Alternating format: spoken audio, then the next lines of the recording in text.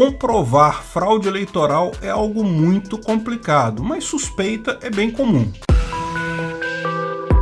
Esse é o Visão Libertária, sua fonte de informações descentralizadas e distribuídas. Quando o assunto é fraude eleitoral, muita gente se lembra de um caso que se tornou sinônimo de fraude eleitoral. O caso Proconsult nas eleições do Rio de Janeiro em 1992. Foi certamente um escândalo na época, realmente muita coisa pareceu estranha. Mas após a investigação, adivinha, a conclusão final é que não houve fraude significativa. Mas teve de tudo, investigação da Polícia Federal, suspeita de interferência política, atraso na apuração, números estranhos, até erro de codificação, mais do que isso, até um pouco de fraude de verdade teve, mas era insignificante, não afetava o resultado final. Vamos relembrar esse caso. O ano é 1982. Estávamos em pleno processo de redemocratização do país. Seriam as primeiras eleições democráticas para o cargo de governador no Brasil em muito tempo. E com a participação da oposição de verdade. A anistia havia acontecido alguns anos antes e permitiu que vários líderes políticos exilados durante o período militar retornassem ao país, para o bem ou para o mal. Também representava o fim do bipartidarismo, o que fez surgir imediatamente 5 partidos políticos no Brasil.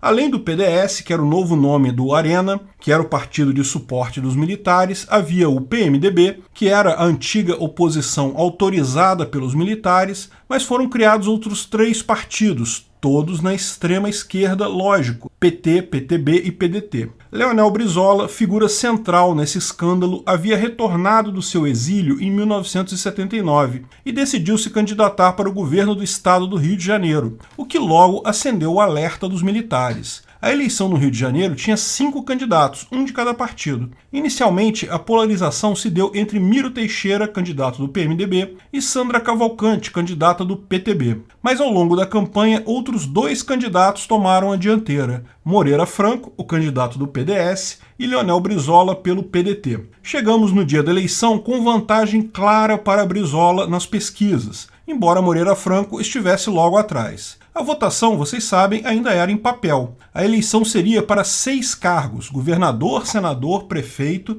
deputado federal, deputado estadual e vereador. Em cada cargo, o eleitor poderia escrever o nome do candidato ou o seu número. Havia também uma lei que gerou inclusive muitos protestos na época, chamada de Lei do Voto Vinculado. Só se poderia votar em candidatos de um único partido. Se a mesma cédula eleitoral contivesse votos em candidatos de partidos diferentes, o voto era anulado inteiro. Essa lei foi imposta pelos militares exatamente visando favorecer os seus candidatos, visto que seus eleitores eram tidos como pessoas de maior nível intelectual, e isso prejudicaria os candidatos da esquerda, que se imaginavam serem pessoas de menor capacidade intelectual e, portanto, mais propensos a cometer erros. Esse era o motivo pelo qual muitos no governo acreditavam que Moreira Franco pudesse ganhar, mesmo estando bem atrás nas pesquisas, com muitos eleitores do Brizola anulando seus votos sem querer. As eleições então aconteceram no dia 15 de novembro de 1982. Embora a votação fosse em papel, já foram usados nessa eleição pela primeira vez sistemas informatizados para a totalização e divulgação dos resultados. O SERPRO, empresa do governo federal, foi contratada pela maior parte dos estados para fazer a totalização. Porém, os tribunais regionais eleitorais eram livres para contratar outras empresas. O TRE do Rio de Janeiro contratou a empresa Proconsult para fazer essa totalização. Após o fechamento das urnas, essas eram lacradas e encaminhadas para os centros de totalização. Ali, voluntários e pessoas convocadas, tal como são convocados os mesários hoje, faziam a leitura do voto impresso e a marcação em fichas de tabulação. Essas fichas de tabulação eram depois encaminhadas para a digitalização, quando um técnico entrava esses valores das fichas no sistema eletrônico, que então procedia à totalização e divulgação dos dados. Todo esse processo era realizado em galpões, escolas, grandes lugares, onde cada partido poderia enviar observadores para acompanhar os trabalhos. Mas lógico, o processo era muito mais lento do que hoje em dia. Levaram-se vários dias para apurar a eleição. A expectativa de todos para a apuração era grande, mas a apreensão tomou conta da esquerda com os primeiros resultados publicados dando vitória a Moreira Franco. Os próprios técnicos da Proconsult e do TRE alertavam que os primeiros boletins vieram das seções do interior, onde Moreira Franco tinha mesmo vantagem. Os votos de Brizola, concentrados na cidade do Rio de Janeiro, estavam levando mais tempo para serem tabulados. De fato, o sistema da Proconsult rapidamente se mostrou problemático. Enquanto as totalizações feitas pelo SERPRO caminhavam com relativa velocidade nos outros estados, aqui no Rio de Janeiro os resultados eram lentos e descoordenados. Apesar disso, a pesquisa boca de urna e as projeções tanto do jornal O Globo quanto dos demais jornais davam conta que Brizola ganharia facilmente, embora por uma margem pequena de Moreira Franco. Aquela vantagem de Moreira Franco era apenas transitória. Entra em campo o vice-presidente da Proconsult, o senhor Arcádio Vieira, que entra em contato com as empresas de mídia, alertando elas que as projeções que elas estavam fazendo, dando Brizola como vencedor, estavam erradas, porque elas não estavam considerando o que ele chamou de fator delta. Esse fator delta seria o número de votos anulados porque os eleitores não escolheram candidatos da mesma legenda. Era exatamente o que o governo acreditava que ia acontecer e levar à vitória de Moreira Franco. Certamente isso foi muito estranho, dava muito na pinta o problema, mas é preciso afirmar, o fator delta nunca foi algo no código do sistema programado pela Proconsult. Era um fator que esse vice-presidente achava que deveria ser usado nas projeções dos resultados para evitar que a imprensa declarasse o Brizola ganhador antes do tempo. De fato, como vimos ao final, esse fator delta, se existiu, foi muito pequeno, incapaz de fazer a diferença. Certamente isso levanta suspeita quanto às intenções do pessoal da Proconsult. Por que apurar apenas urnas do interior primeiro? Por que insistir que era errado fazer projeções dando vitória para o Brizola? Tudo indicava para algum plano de fraudar os resultados, é fato. Some-se a isso o fato que Chagas Freitas e os militares queriam muito melar a eleição no Rio.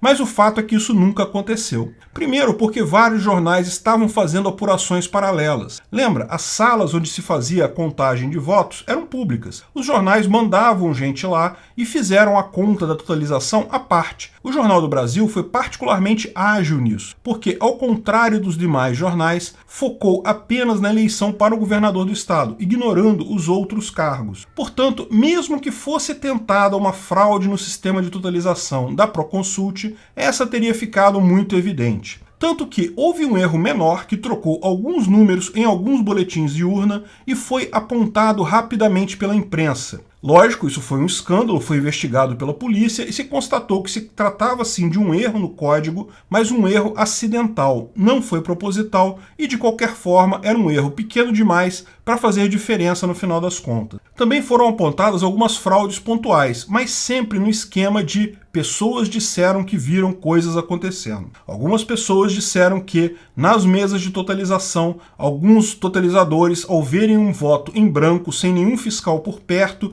ele ia lá e preenchia o voto. Se uma pessoa votasse em alguns cargos, mas não em outros, deixando alguns cargos em branco, o totalizador poderia colocar um número do outro partido, fazendo o voto ser anulado. Foram reportados inúmeros casos desse. Provavelmente alguns foram verdade, mas nunca se conseguiu chegar à comprovação. Esse tipo de fraude, embora seja comum em contagem manual de votos, tinha pouca possibilidade de resultar em mudanças de fato, porque podem haver pessoas fazendo isso em direções diferentes, e a quantidade de votos passíveis de fraude é relativamente pequena para fazer diferença nesse caso. O fato é que, com tantas suspeitas e tanta coisa em jogo, o Brizola ficou nervoso, chamou a imprensa nacional e internacional no dia 17 de novembro e disse que um aliado dele, o então obscuro César Maia, tinha descoberto uma fraude nos sistemas da Proconsult que consistia em um código com um fator delta que alterava votos em branco para Moreira Franco e alterava votos dele para votos nulo, tudo isso dentro do sistema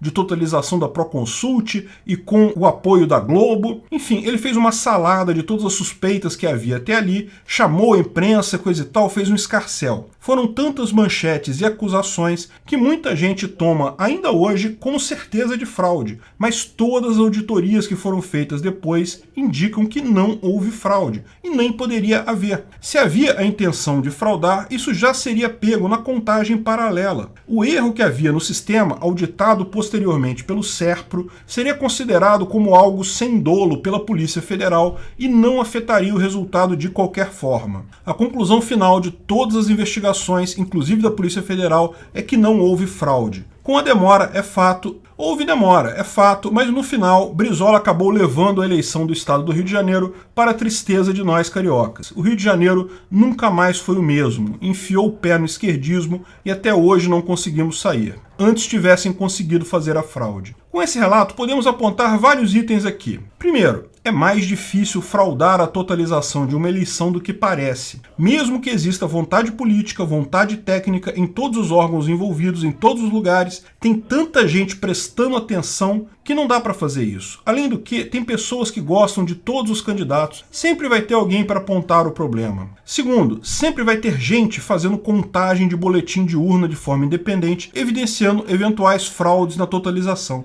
É virtualmente impossível fraude na totalização. Terceiro, a urna eletrônica evita fraudes na contagem dos votos sim, como o preenchimento de votos em branco e votos nulos, que eram comuns antes da urna eletrônica. Não que tais fraudes fossem significativas, mas certamente jogavam contra a lisura da eleição. Quarto, certamente urnas eletrônicas com impressão de voto apresentam mais segurança do que urna eletrônica sem impressão de voto. Mas a diferença não é tão grande assim. Dá para fraudar qualquer tipo de urna. Quinto, mesmo que todos os elementos de fraude estivessem presentes, no final das contas é praticamente impossível provar a fraude em eleição, porque o segredo do voto torna isso impossível na prática. Não importa quantos indícios se mostre, o máximo que se chega é a dúvida. Nunca há prova de fraude em eleição. E sexto, no final das contas, nada disso faz diferença na prática, porque a democracia em si é uma fraude. A única forma de se garantir uma organização social pacífica, sem o uso da força e da coação,